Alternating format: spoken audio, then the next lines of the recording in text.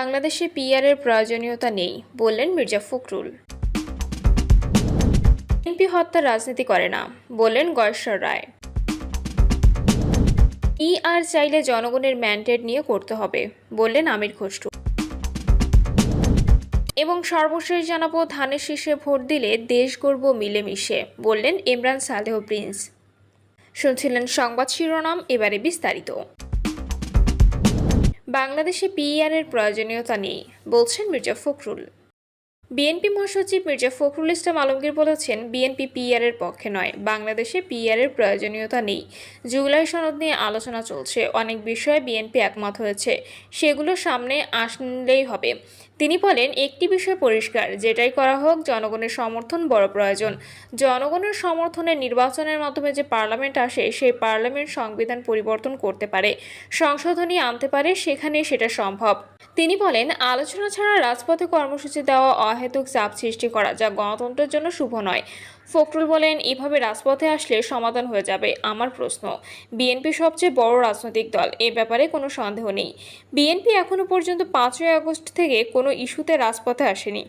আলোচনার মধ্য দিয়ে সব সমস্যার সমাধান করতে চাচ্ছি। আমার বিশ্বাস এগুলো আলোচনার মাধ্যমেই শেষ হবে। বিএনপি মহাসচিব বলেন, বিএনপি সবসময় আলোচনার মধ্য দিয়ে সমাধান হবে বলে বিশ্বাস করি। 14 দল ও জাতীয় পার্টি নিষিদ্ধের প্রসঙ্গে বিএনপির মহাসচিব বলেন, কোনো রাজনৈতিক দল নিষিদ্ধ করার পক্ষে বিএনপি নয়। জাতিসংঘের অধিবেশনে যোগ দিতে প্রধান উপদেষ্টা সফর সঙ্গী হিসেবে যুক্তরাষ্ট্র যাবেন, সেখানে আপনাদের ভূমিকা কী হবে? সাংবাদিকদের এমন প্রশ্নের জবাবে ফখরুল বলেন, আমি নিজেও জানি না সেখানে আমাদের ভূমিকা কী হবে, কারণ ডক্টর ইউনূসের সঙ্গে এ বিষয়ে এখনও কথা হয়নি। কথা হলে হয়তো জানতে পারবো। আমার মনে হয় দেশের গণতন্ত্র উত্তরণের বিষয়টি প্রাধান্য পাবে, একই সঙ্গে দেশের উন্নয়ন বিষয়টিও গুরুত্ব পাবে। পিআর চাইলে জনগণের ম্যান্ডেট নিয়ে করতে হবে বলছেন আমির খসরু। সংখ্যানুপাতিক পদ্ধতিতে জাতীয় নির্বাচন সহ যে কোনো দাবি বাস্তবায়ন করতে চাইলে জনগণের ম্যান্ডেট নিয়ে করতে হবে বলে মন্তব্য করেছেন বিএনপির স্থায়ী কমিটির সদস্য আমির খসরু মাহমুদ চৌধুরী। তিনি বলেছেন, পিআর পদ্ধতি নির্বাচন যে কেউ চাইতেই পারে, কোনো অসুবিধা নেই। অন্যরাও অন্য কিছু চাচ্ছে, আবার আমাদেরও চাওয়ার কিছু আছে, কিন্তু সে চাওয়াটা জনগণের কাছে যেতে হবে। নির্বাচনের মাধ্যমে জনগণের ম্যান্ডেট নিয়ে সেটা পূরণ করতে হবে, এটাই গণতন্ত্র। নির্বাচনের সঙ্গে কোনো দলের দাবির কোনো সম্পর্ক নেই। এর আগে রাজধানীর হাতিরঝিলের মহানগর প্রকল্পে নূরের বাসায় যান আমির খসরু। এ সময় নূরের চিকিৎসার খোঁজ নেন তিনি। পরে সাংবাদিকদের তিনি জানান, উন্নত চিকিৎসার জন্য নূর সিঙ্গাপুরে যাচ্ছেন। আমির খসরু মাহমুদ চৌধুরী বলেন, বিভিন্ন দলের সব জায়গায় যে ঐকমত্য হয়েছে তা তো না, ঐকমত্য হওয়ারই কথা না, কারণ সবাই বিভিন্ন দল, বিভিন্ন দর্শন, বিভিন্ন চিন্তা ভাবনা। সুতরাং সব জায়গায় ঐকমত্য হবে, এটা বিশ্বাস করার কোনো কারণ নেই। আমির খসরু বলেন, এখন দেশ নির্বাচনের দিকে যাচ্ছে, এটার জন্য আমরা সবাই মিলে গত 15 থেকে 16 বছর ত্যাগ স্বীকার করেছি।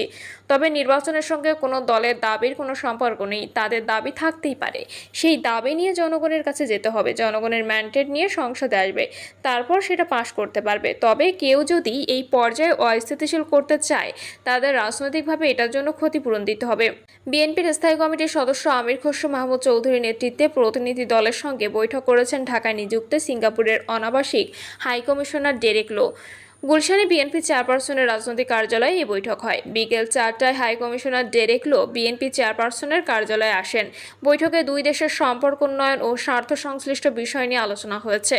সিঙ্গাপুরের হাইকমিশনারের সঙ্গে charge d'affaires Michelle Lee ও হাইকমিশনের ডেস্ক অফিসার ডে আর্ন ছিলেন। বিএনপির প্রতিনিধি দলে ছিলেন স্থায়ী কমিটির সদস্য সালাউদ্দিন আহমেদ ও সাংগঠনিক সম্পাদক শামা ওবায়েদ। বিএনপি হত্যার রাজনীতি করে না বলছেন গয়েশ্বর রায়। বিএনপির স্থায়ী কমিটির সদস্য গয়েশ্বর চন্দ্র রায় বলেছেন, জাতীয় সংসদে ওবায়দুল কাদের বলেছিলেন, আওয়ামী লীগ যখন ক্ষমতা থেকে সরে যাবে তখন 1 লাখ লোক মারা যাবে। তোফায়েল আহমেদও সংসদে বলেছিলেন, আওয়ামী লীগ না থাকলে 2 লাখ লোক মারা যাবে। তারা ক্ষমতা হারানোর পর এমন কিছুই হয়নি। বিএনপি হত্যার রাজনীতি করে না। শারদীয় দুর্গাপুজো উপলক্ষে বিকালে কেরানীগঞ্জের জিঞ্জিরা ইউনিয়নের মান্দাইল এলাকায় শ্রী শ্রী মা রক্ষাকালী মন্দিরে সনাতন ধর্মাবলম্বীদের মাঝে উপহার সামগ্রী বিতরণ অনুষ্ঠানে প্রধান অতিথির বক্তব্যে তিনি এসব কথা বলেন। তিনি আরও বলেন, গত 16 বছরে কেরানীগঞ্জে দেখেছি ইউএনও অফিসে 1 কোটি টাকা অনুদান আসলে 50 লাখ নাই হয়ে যেত। সরকারি মালামাল আসলে অর্ধেক তারা মানুষের কাছে বিক্রি করত আর অর্ধেক নিজেরা ভাগাভাগি করে নিত। আর আমরা প্রতি রমজানে ইফতার সামগ্রী দিয়েছি। ঈদে আমাদের সামর্থ্য অনুযায়ী সেমাই, দুধ, চিনি সহ প্রয়োজনীয় সামগ্রী বিতরণ করেছি। আমরা মানুষের মুখের আহার ও তাদের টাকা পয়সা কেড়ে নিইনি। ধানের শীষে ভোট দিলে দেশ গড়ব মিলেমিশে, বলছেন সৈয়দ ইমরান সালেহ প্রিন্স। বিএনপি যুগ্ম মহাসচিব সৈয়দ ইমরান সালেহ প্রিন্স বলেছেন, পিআর নিয়ে আন্দোলনের নামে নির্বাচন নস্যাৎ, গণতন্ত্রকে ব্যাহত ও দেশকে মহা বিপর্যয়ের মধ্যে ঠেলে দেওয়ার ষড়যন্ত্র হচ্ছে। তিনি বলেন, এই সুযোগে পালিয়ে যাওয়া ফ্যাসিবাদ আবার ফিরে আসতে বিশৃঙ্খলা ও নাশকতা সৃষ্টি করতে পারে।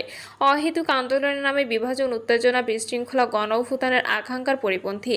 জনসমর্থনহীন দাবিতে আন্দোলনে জনগণের সম্পৃক্ততা থাকে না। বিকেল 4টায় ইসলামপুর এবেদদায়ী মাদ্রাসা মাঠে 4 নম্বর ও সন্ধ্যায় জুগলি উচ্চ বিদ্যালয়ের 5 ও 6 নম্বর ওয়ার্ডের সম্মেলনে ইমরান সালেহ প্রিন্স বলেন, পিআর নিয়ে জামাত নিজেরাই আন্তরিক নয়। মাসের পর মাস চলা ঐক্যবদ্ধ কমিশনের বৈঠকে জামাত নেতারা একেবারের জন্য সংসদের নিম্নকক্ষে পিআর পদ্ধতি নির্বাচনের প্রস্তাব উত্থাপন করে নাই। এছাড়া আলোচনার টেবিলে চূড়ান্ত সিদ্ধান্তে পৌঁছার আগে রাজপথের কর্মসূচি দুরভিসন্ধিমূলক। তিনি বলেন, জনগণ নির্বাচন ও গণতন্ত্রের পথে প্রতিবন্ধকতা মেনে নেবে না। দেশকে মহা বিপর্যয়ের হাত থেকে রক্ষা করতে সকল প্রতিবন্ধকতা মোকাবেলা করে আগামী রমজানের আগে নির্বাচন হবে। তিনি বিএনপি নেতাকর্মীদের প্রতি ঐক্যবদ্ধ থেকে জনগণের সাথে সম্পৃক্ত হয়ে কাজ করার আহ্বান জানিয়ে বলেন, ঘরে ঘরে বেগম খালেদা জিয়া ও তারেক রহমানের সালাম পৌঁছে দিয়ে ধানের শীষে ভোট প্রার্থনা করতে হবে। তিনি আরও বলেন, ধানের শীষে ভোট দিলে ভোট শান্তি পাবে দেশের লোক। ধানের শীষে ভোট দিলে দেশ গড়ব মিলেমিশে।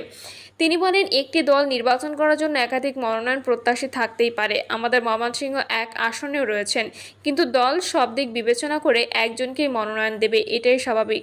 যার হাতে দল ধানের শীষ প্রতীক তুলে দিয়ে মনোনয়ন দেবে, সকলে ঐক্যবদ্ধভাবে তাকে নির্বাচিত করতে কাজ করতে হবে উল্লেখ করে তিনি বলেন, তিনিও তাই করবেন। দলের প্রতি আন্তরিকতা, মমত্ববোধ ও আনুগত্য থাকলে অন্যান্যদেরকেও একই কাজ করতে হবে। তিনি দেশ ও জনকল্যাণে তারেক রহমানের গণমুখী কর্মসূচি জনগণের সামনে তুলে ধরতে নেতাকর্মীদের প্রতি আহ্বান জানান। তিনি তারেক রহমানের নির্দেশনা অনুযায়ী বিএনপি নেতাকর্মীদেরকে সকল প্রকার সালিশ, বিচার এবং জনগণের ক্ষতি হয় বা জনগণ পছন্দ করে না এমন কর্মকাণ্ড থেকে বিরত থাকার আহ্বান জানিয়ে বলেন, বিএনপির নাম ব্যবহার করে অপকর্ম করলে বিএনপিতে তার স্থান হবে না, সে যত বড় ত্যাগী বা জনপ্রিয় হোক না কেন।